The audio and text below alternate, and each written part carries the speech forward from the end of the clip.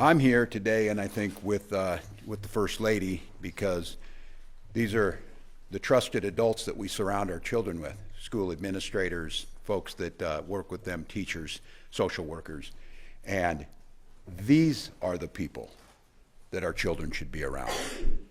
Not masked agents carrying automatic weapons that are pulling them away from their families and putting them in, by all accounts at this point in time, inhumane living conditions where measles are spreading. So I just want to be clear, this is 9 weeks that Minnesota has been under siege by this federal force across all areas. We've seen the horrific results of that in the murders of 2 of our citizens, shootings of another, countless other acts. But amidst all of this week we got an opportunity to breathe a sigh of relief that Liam was brought home. I say that he should have never been gone. We should never have to be. I am not grateful to the federal government for bringing Liam back. I'm grateful for the people who surrounded him and brought him back, and that was not these people. But here's the thing. We don't know how many others are in the same situation that didn't get a photo that went viral. We don't have good confirmation of where they're at. Those are being Minnesotans. These are our children that were taken from us, sent to Texas in the middle of the night, put in inhumane conditions, and then forcing judges to tell them to bring back and bring them back home. We get each reports that get worse, and I just want to highlight something: just how far from normal we've been, and how the federal government is talking. They call these detention centers tender age detention centers. That is just so wrong, and just such a strange usage of words of how they're trying to justify something that cannot be justified. It's been a week since I met with Tom Homan. Expectations have not changed.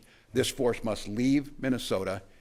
The state of Minnesota and the professionals, nonpartisan judiciary, must do the investigations into the shootings and other abuses of Minnesota's human rights.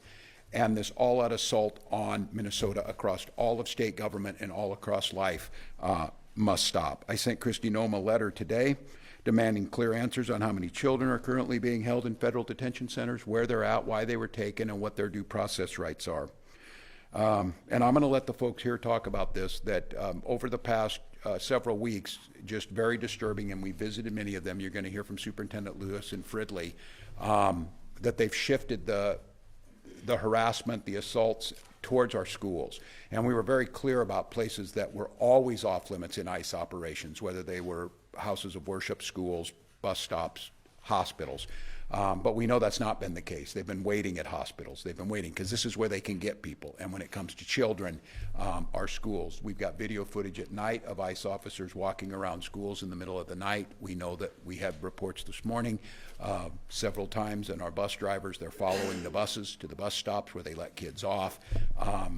Again, you're going to report on this, but I'm just trying to level set on this. None of this is normal. None of this is okay. None of this makes Minnesota any safer. None of this adheres to the values of this country. All it does is cause terror and trauma to the children who are there, but to the children in their classrooms today who are making little bunnies because their preschool classmate has been all over the news and was ripped away from his families. So we will just make it absolutely clear that we are trying to continue to work with the federal government to find a viable solution, but in all of these things, the onus lies on the federal government to follow the law, follow the court orders, follow human decency, and do the very simple thing of drawing this force back down, doing immigration reform within the rules of law, making sure that the crimes that were committed against the citizens of Minnesota are fully investigated and potentially prosecuted here in the state of Minnesota, and that the assault on Minnesota ends. And I think all of us over the last few days have become very clear that the letter I received last week around the voting rolls was the central theme of this entire situation that we're in. And that proved true down in Georgia.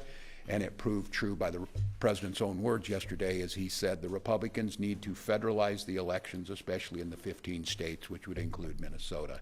So we know what this is about, but the thing that we're about and the reason that we're here today is this is about protecting Minnesotans and most especially our children and our most vulnerable. So I'm grateful to have this team around me. I'm grateful for the work that's being done. There's an awful lot of that happening on the legal front. And with that, I'll turn to Attorney General Ellison. Thank you, First Lady. Well, yeah, I want to say that we're very grateful for our governor, who has been leading from the front in this very difficult time. As you know, we're so happy that Liam Conejo, which means rabbit, Ramos is just 5 years old. But I tell you this, he'll never forget what happened to him. And I remember when I was about 5 years old and living in Detroit, and I remember being on my tiptoes, looking through the window, seeing military vehicles go by. And that was when our city was having civil unrest. And I was about 5. And I'm 62, and I remember it. Anyway, I'm so glad that Liam and his father, Adrian, are home, happy for their family. And I'm grateful for Judge Berry for helping to bring Liam home. But it is a sign of how far we are from the normal rule of law that a judge even would have to make a decision like this one. But I think it's important for people to read the decision. This is an amazing decision for a court, for an American judge to have to write. And if you read the ruling, you'll see that Judge Berry felt the same way that Governor Walz feels and that I feel and the First Lady feels, I think. And that is, he called the Operation Metro Surge ill-conceived and incompetently implemented. Let me tell you, that's about as powerful a language you're ever going to read in a judicial decision. Decrying the pursuit of daily deportation quotas, he said, quote, apparently require traumatizing children, unquote. Again, this is a judge who's prone to mild language, even in serious cases. He called out the government for its, quote, ignorance of an American historical document called the Declaration of Independence. Just to let all of us know how far afield we are from the moorings of our nation. The Trump administration clearly needs a remedial lesson in the founding documents and the values of our country. And I think that the educators standing behind me are the ones to do that. Over the last few weeks, I've had to remind the administration about the First Amendment, the freedom of the press, as we see that Georgia Fort and Don Lemon were arrested, although 2 courts found that there was no probable cause to arrest Don Lemon. The Second Amendment and the right to bear arms. All of a sudden, Trump and his allies have forgotten that they've been the one saying a lot of stuff about the Second Amendment. The second someone who doesn't agree with them exploits that right, now it's an issue. The Fourth Amendment that protects all of us from unlawful search and seizure. In his order releasing Liam and his father, Judge Bailey quoted the Fourth Amendment in its entirety, and he also wrote, quote, administrative warrants issued by the executive branch to itself do not pass probable cause muster, unquote, adding that this is called the fox guarding the henhouse. And, of course, the 10th Amendment, critically important, in fact, a founding, kind of the glue that holds federalism together, the power balance between the federal government and the states, attempts to commandeer Minnesota's resources and to bully us into compliance, which it cannot do. It's called commandeering, and we filed a lawsuit against it. Though we did not get the TRO that we felt we deserved, our case moves on, and we are very, very optimistic about the outcome. In his decision, Judge Bliley recalled how our nation in its infancy stood up to tyranny And he quoted Thomas Jefferson's writing about the would-be authoritarian king sending swarms of officers to harass our people. Does that sound familiar? The administration has forgotten that standing up to tyranny is our DNA as Americans. It is in the founding and original documents of our nation and the incidents that preceded the founding of the United States and the Constitution and the Bill of Rights. So I cannot believe that I have to offer reminders of this nature and on how the federal government should treat our children. Minnesotans have shown so much courage, but we shouldn't have to ask for that kind of courage of our children. But they have shown it. Kids should be thinking about homework or their favorite Pokemon. I mean, is that still a thing? Maybe I'm behind the times. Or getting a good night's sleep, or not worrying about if their father or mother will come home, or whether they'll be taken against their will to a faraway state or to a country that they've never known. But sadly, as Judge Berry also wrote, quote, observing human behavior confirms that for some of us, the perfidious lust for unbridled power and the imposition of cruelty in its quest know no bounds and are bereft of human decency. Amen. Unquote. Minnesotans know. Clearly the judge knows. Sadly, our kids know too. So we're going to take not just the letter, but the spirit of this great decision by a wonderful jurist and carry on in defense of the rights of all Minnesotans. Thank you, Governor.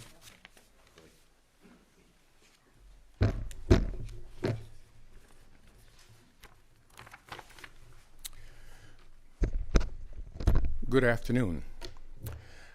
I don't have much to say today because for me, this is extremely simple. What is happening right now is harming children. Just the other day, I was on an airplane heading home, and in the seat next to me was a 5-year-old who wanted nothing more than to share his grapes with me, play little number games, and with pure delight, feel my bald head like it was the funniest thing he had ever seen. And to my new young friend, Wes, from central Minnesota, thank you for making that plane ride more fun than expected. You see, Wes doesn't care about headlines. He doesn't carry anger. And he certainly doesn't walk through any part of this world with fear in his heart. He just gets to be a kid. That sweetness, that innocence, that joy is something every child, every young person deserves to experience. So what is happening across our state, the great state of Minnesota, what is happening in schools and communities that should be safe havens for our students, is robbing children of the pieces of that innocence. It's eroding their sense of safety. It's interrupting the full academic experience that we work so hard to create in every classroom. So from me, from the Department of Education, from everybody here, the governor and the First Lady, to our educators across Minnesota, it's simple. Thank you. To the school support professionals, volunteers, coaches, bus drivers, paraprofessionals, and counselors, thank you. Every day you show up to keep kids learning and safe, and you are doing the best work in this state. So our ask is please let us commit, every one of us, to protect our children's joy, protect their right to safety and learning, and protect their right to be children and young adults in full. Like I said in the very beginning, what is happening right now, it's harming young people. Thank you. Commissioner Cunningham? Good afternoon. I'm Brooke Cunningham, Commissioner of Health. I want to make a few brief comments, many of which may be echoed by the concerns that others share here this afternoon. Public health officials, policymakers, academics, and others have long raised concerns about the conditions in detention facilities. While many facilities have screening and safety protocols, we do not know the rigor of those protocols or their compliance with them. It is not clear to us what kind of medical care or consideration is being provided to the people in detention, and we are learning about situations like the measles outbreak in that Texas facility through the media. Certain groups are at greater risk of poor outcomes, including young children, pregnant people, the elderly, and those who are immunocompromised. And I don't think we can overstate the psychological stress of detention itself. In addition to the concerns about the public health impacts of detention and the conditions in these facilities, we also know that federal actions have taken a toll on the mental and physical health of Minnesotans. People are afraid to leave their homes. Families are delaying care or not going in at all. Community clinics are reporting high no-show rates. And in public health, we talk about adverse childhood experiences and how the exposure to trauma, to stress, to parental separation and instability can affect a child's development and their health over a lifetime.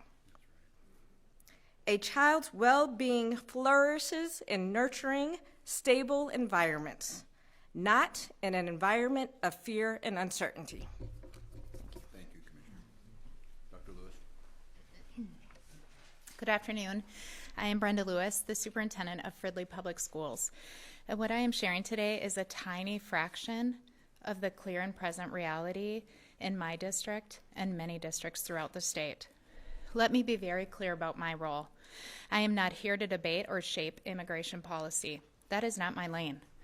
My responsibility, and frankly my obligation, is the safety of children, families, and staff, and the right of every single child to come to school to learn without fear.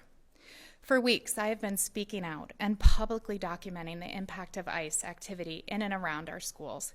I have done so transparently because our children, families, our staff, and the public deserves honesty. And they have the right to learning environments that are safe, stable, and academically focused, not terror-ridden zones defined by fear and intimidation. Since doing that, the retaliation has been real, and it has been escalating every single day. I have personally been followed twice by ICE agents. I am a U.S.-born citizen, born in Lake City, Minnesota. One of our school board members was followed for over an hour. U.S.-born citizen. Multiple board members have had ICE vehicles outside of their homes for many hours on end. This happened last week and again yesterday. 4 black SUVs outside of a board member's home multiple times yesterday. ICE staged at 2 of our school buildings on Saturday, moments after the New York Times article was released. They also staged again this morning. This is not incidental. This is not benign, and it is having a devastating impact on our school community and school communities throughout Minnesota.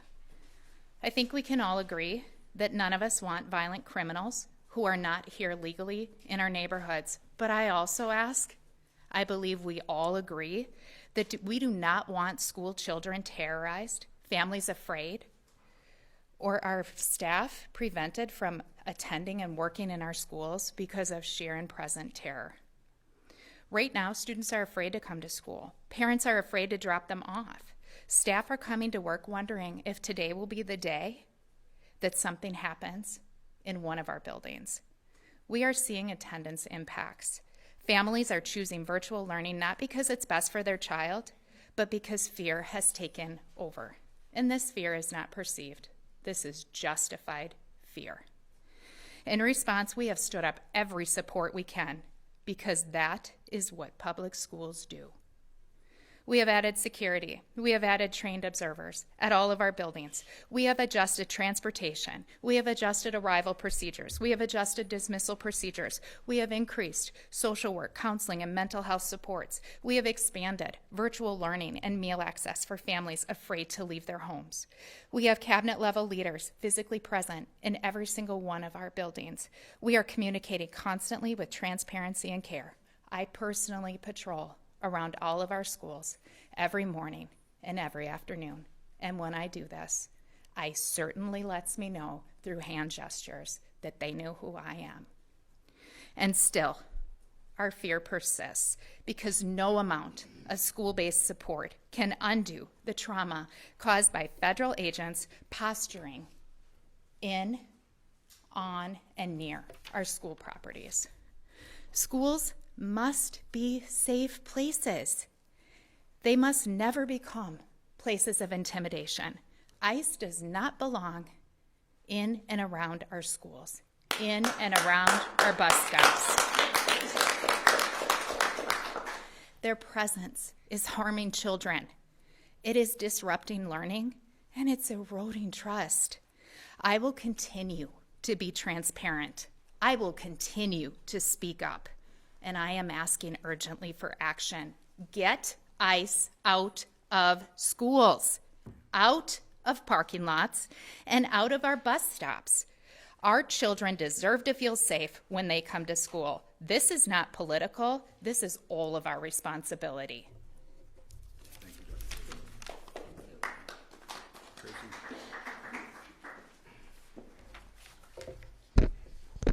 Hello, my name is Tracy Zhang, and I'm the school social worker at Highland Elementary in Columbia Heights. As many of you know, our communities and schools have been heavily targeted by ICE. You've heard from many representatives today about what's happening to our families, but I want to share what this looks like inside of the school from a staff member and what it looks like for children, educators, and the families that we serve. Over the past month, my role as a school social worker has changed drastically. I rarely meet with students anymore, and it's not because they don't need support, it's because we see fewer kids walking through the doors each day. Students used to be absent because they were sick, now they're absent because they feared deportation. Students used to ask me for help navigating friendships, now they ask me how to cope with ICE breaking apart their families and taking their friends. Much of my day is now spent coordinating food deliveries to homes, finding volunteers to transport students to school, and making sure basic needs are met for families who are too afraid to leave their homes. My job has always been to ensure students have food, clothing, and shelter, but I never imagined having to provide these services under such traumatic and distressing circumstances. Our teachers and staff are no longer just educators. They have become caregivers, advocates, and lifelines for our students and families. They deliver food, walk students to and from school, patrol school grounds to ensure safety, and do countless other things behind the scenes that most people never see. Our teachers are deeply committed. They really are. They're passionate, and they will always step up for their families and students, but they are exhausted. I am exhausted. Every day, I see the stress, tears, and fear as they face the uncertainty of each school day. How many kids will be in class that day, and how many will go home to find a parent missing? We're grateful that Liam and his father were able to return home safely, though we know this is just the beginning of the support that he'll need to process this experience that will likely have long-lasting traumatic effects. I also want to share the story of another Columbia Heights student, the first student in our district to be detained a month ago. That morning, I was asked to help locate a fourth grade student, Elizabeth Zuna. I met her father, Luis, in the hallway, and he told me that Elizabeth and her mother had been taken by ICE that morning on her way to school. Elizabeth was able to call her dad, and an ICE agent said they were going to bring her to school. Several staff members, including myself, waited outside the school building for a vehicle to approach and drop her off. No one ever came. That morning turned into hours of phone calls, desperately trying to locate a child. We did everything we could to keep Elizabeth's father calm and allowed him to remain at school as we searched for answers. By that afternoon, we had learned that Elizabeth and her mother were already taken to Texas. In my profession, I have seen many people break down in grief, but the image of Elizabeth's father will stay with me forever.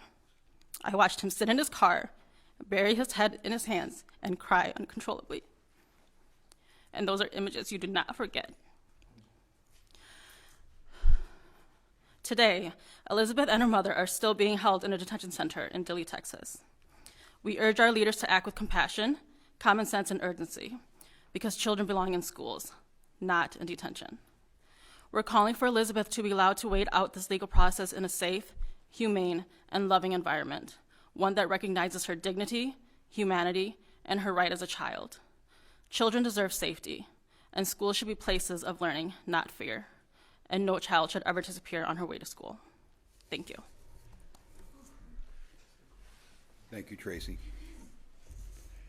And a thank you to the folks who spoke here. We're living at a time when school administrators fear for their own safety for speaking up about the most basic of things of protecting their children and asking them not to do this. I'm grateful to the tens of thousands of Minnesotans who've taken to the streets, the helpers who've helped us, kept this peaceful. I will say the anger and the moral outrage that I feel, I think is felt by many Minnesotans. We're trying to act like we're negotiating some type of budget deal or something. Nothing could be further from the truth. The extortion that the federal government's trying to put on Minnesota and the harm, this is on purpose. This is on purpose to hurt us and make us fear and capitulate. But I think it's been clear, and I hope folks are listening who can make a decision on this. This group's going nowhere. Our parents are going nowhere. We'll stand with our children as many weeks, months, years it takes to do this, to end this, as the judge said, ill-conceived, dangerous operation that has nothing to do with safety or sane immigration policy. So, Minnesotans, stand that line, do so peacefully, know that every lever of power that we can possibly exert, from the Attorney General's office, from the Secretary of State's office, from the Governor's office, every elected official, and on the federal level, is being used. And I don't know, I don't think appealing to decency, appealing to human values matters. I think we just have to appeal that we're going nowhere, and this is still a democracy, and votes will be cast for decency over cruelty, for democracy over authoritarianism, but that can't be our only plan. Elizabeth needs to be home today. These children need to be accounted for today. We cannot wait for midterm elections, especially when it's very clear that there is no intention by this federal government to have fair elections. There's every intention to suppress those. So I'm grateful for this team. I'm grateful for the work. Know that the state of Minnesota, through the Department of Health, the Department of Education, and all of our tools, is working to make sure that we're addressing what are going to be long-term mental and physical issues that come out of this, but we will continue with it. With that, we'll take questions. Yes. Go. Good. I have not spoken directly to them yet.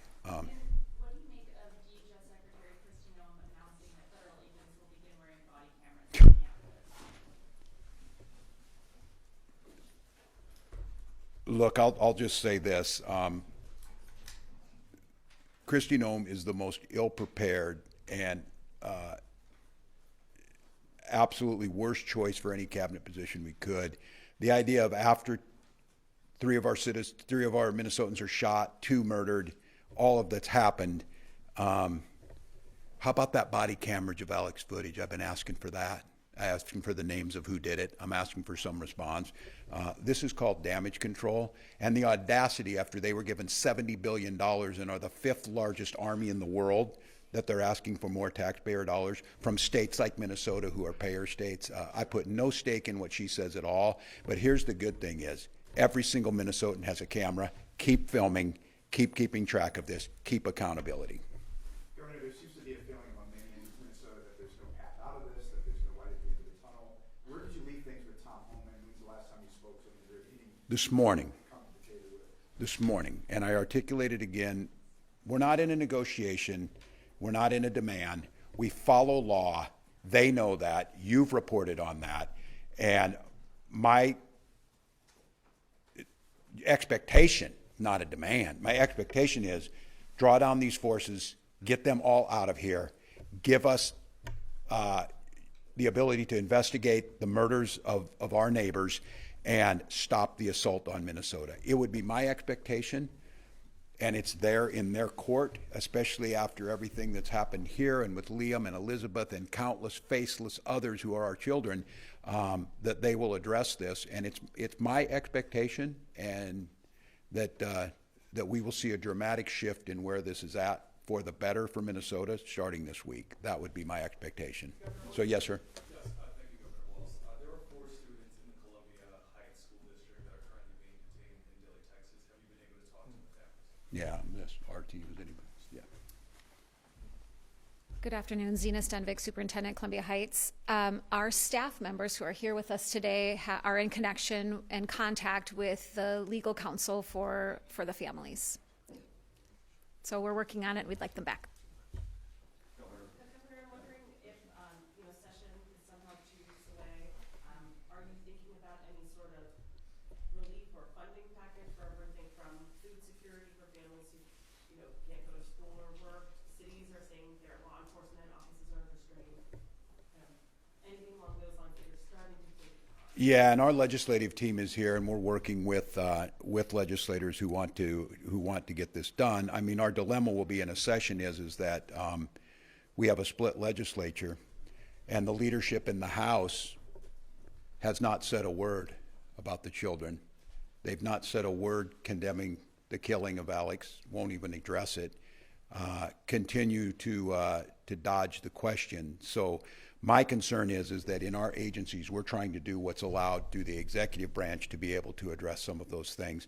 We do need, I think, some legislative fixes. I do think we need to, especially with our schools, understanding, and I don't think it's sinking in yet, the immense costs that are being put on these very tight budgets. Simultaneously, all of our federal funding is being, what's the term? Impounded illegally. So the assault you're seeing is one level. The assault that we're seeing in the agencies and the ability to do the things that the state will need to do in this crisis is also being undermined. They are doing everything they can to destroy the foundational pieces of what makes Minnesota great. And we are getting zero help from Republican legislators who are going to have to be a part of this. And look, I continue to say this. Not a single one of our leadership at the federal level have said a word about this. Being Tom Emmer, being the number 3 person in the House, has all of the capacity to do something about this. And all we hear is disdain. We hear cruelty towards the people who were victims of this. So I think we're going to have a tough legislative session.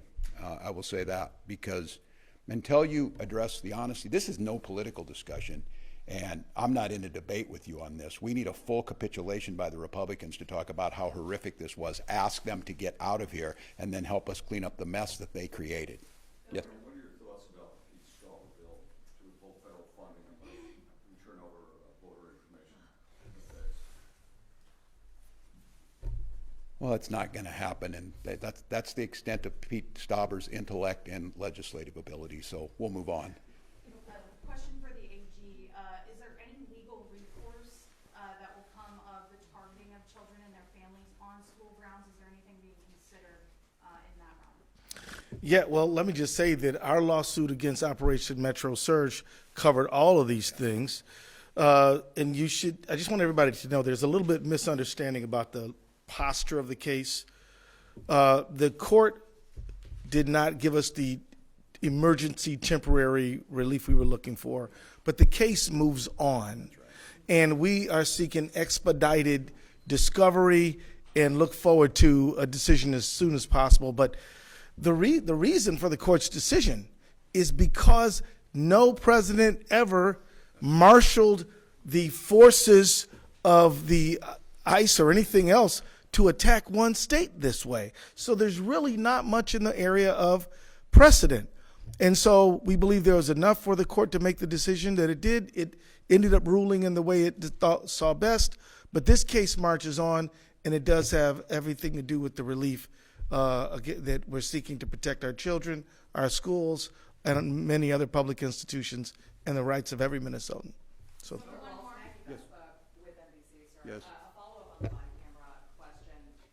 Body camera programs only work if the video's released. Yes. Do Yeah. you have any confidence that the administration will release video when tragedies happen, when controversies happen, when the public demands?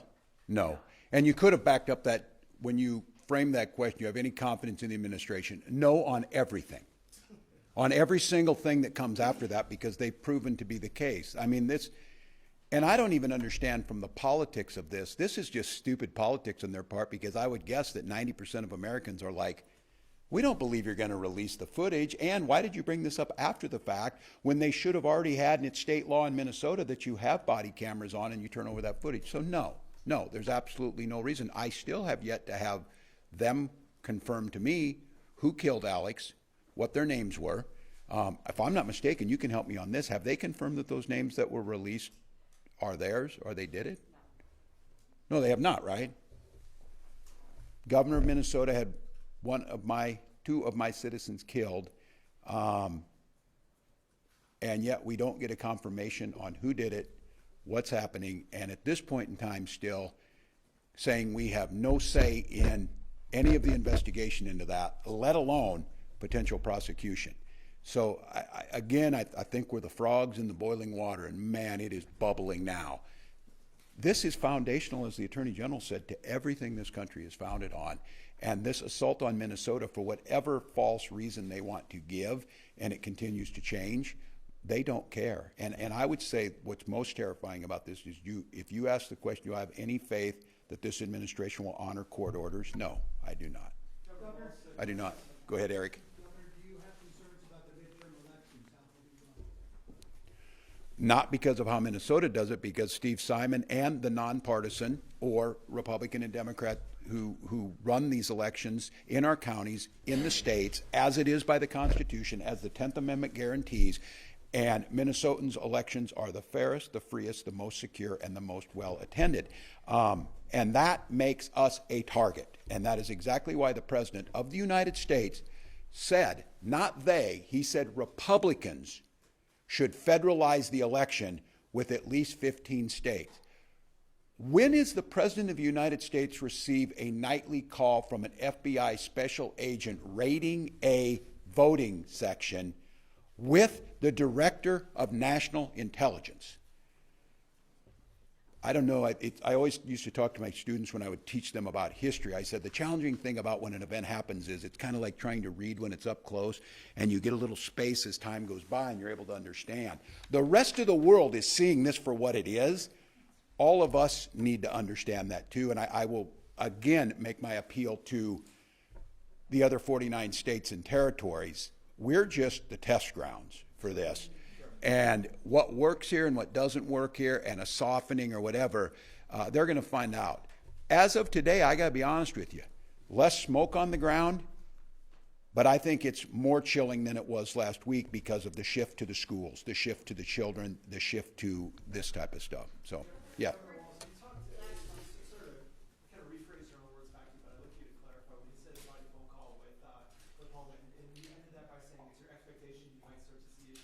Yeah. What makes you confident to say that, and what shift do you expect to see? The shift I expect to see is pretty simple.